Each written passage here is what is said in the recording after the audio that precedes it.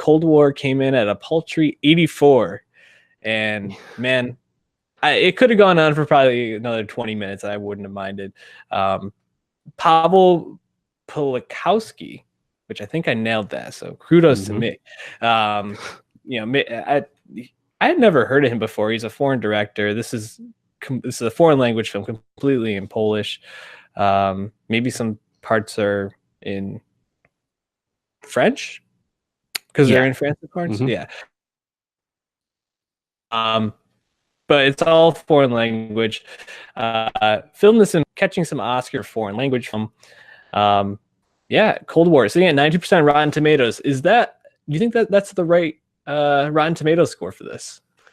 Yeah, well, the thing about this movie is even the bad reviews or the quote negative reviews are still really in awe of the cinematography and the filmmaking and the decisions. And the movie is so good about masking the flaws some people are seeing in the movie. So yeah, I think it's deserving of all the acclaim, and frankly, it got more Oscars than were expected. Best Director for Paolo nomination, no one saw that coming. Also, Best Cinematography, and of course, Best Foreign Language Film. Yep.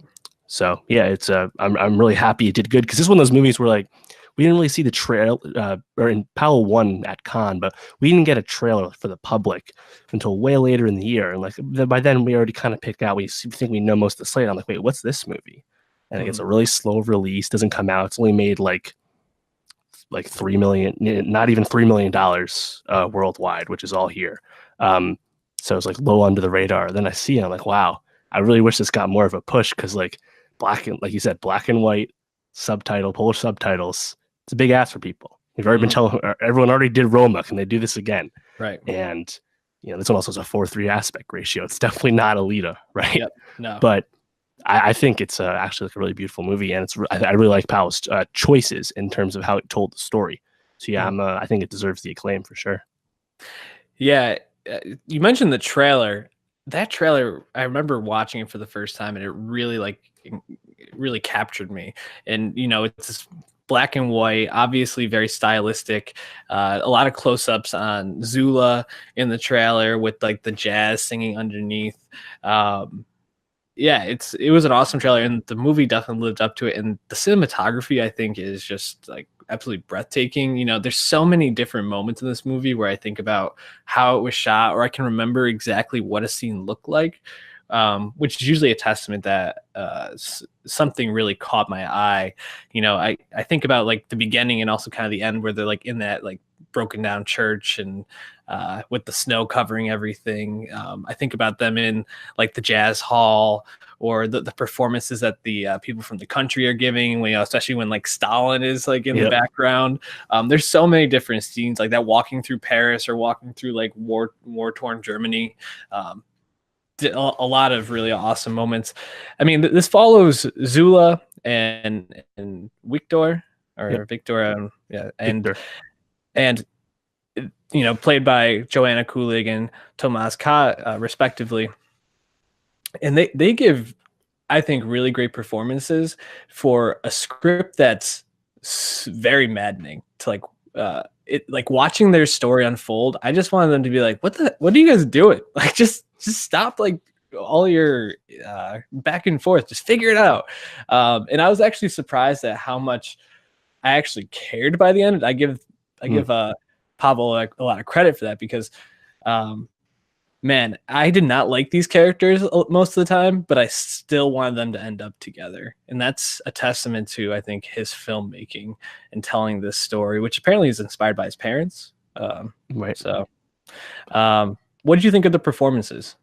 Yeah, well, it's interesting because they're two different performances. Tomas is giving a more subdued, subtle, reserved performance, and he really holds that throughout.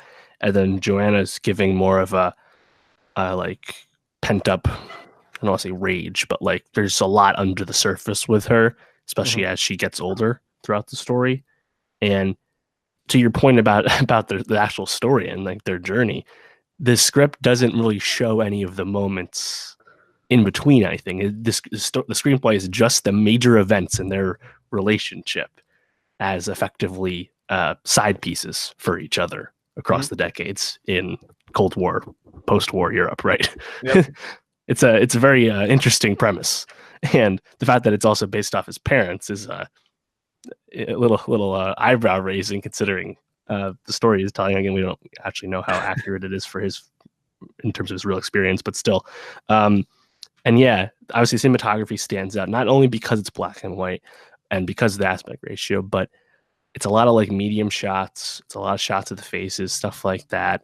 And the editing is super crisp and really complements these scenes that are just focusing on the major events in the relationship.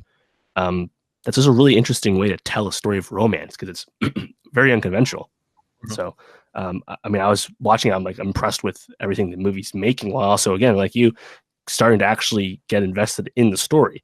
I know it was a little slow for me in the beginning. Like I wasn't really sure what to expect. Because again, the trailer doesn't really give too much away of what kind of movie it is. And I hadn't seen Ida, his Powell's best foreign film win in 2015, so I really wasn't familiar with his work. But I think the ending is dynamite. So even though it took a second for me to get going, once we start really moving through Europe, I mean, there's a lot of locales, right? Poland, Germany, Berlin, Paris, Yugoslavia. Once we start jumping around through that and seeing how their lives change, I was in. And again, Yeah. such a short movie, but I feel like it really conveys a lot in a short amount of time. Absolutely. Um, I mean, we're going to get to this in a second, but um, do you think that this is going to like open doors for Pavel as a director here stateside? Because I mean, he was a surprise nomination, but I think very deserving. And I really hope that this will open him up to doing some more films for American stories. Yeah, it's a great question. I mean, he did all the financing, he did a lot of work. He's talked about how because he wanted full control of this and he kind of rejected any studio support. It's interesting. I expect Joanna Kulig to get bigger. She's already a huge star in Poland, but I expect her to, she's like 36, so I think expect her to have a new life in Hollywood. But as for Powell, he needs to. I guess it's up to him, because like someone like Yorgos, one of his peers this year, another foreign director that has also operated on his own terms, and we assume has had opportunities to go more conventional. So, I wouldn't.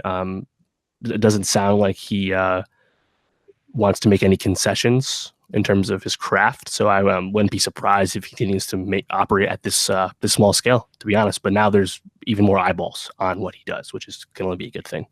Yeah, I could see him being similar to like Barry Jenkins in a way, like being very careful with the stories he picks, making these smaller films that are just really beautiful and well done. Um, Even thinking about their style, I mean, obviously we talk a lot about the colors Barry Jenkins used, so there's a contrast there. But I think in terms of like how thoughtful they are with the shots and how they make very memorable like scenes and settings, I think there's a lot of similarities there.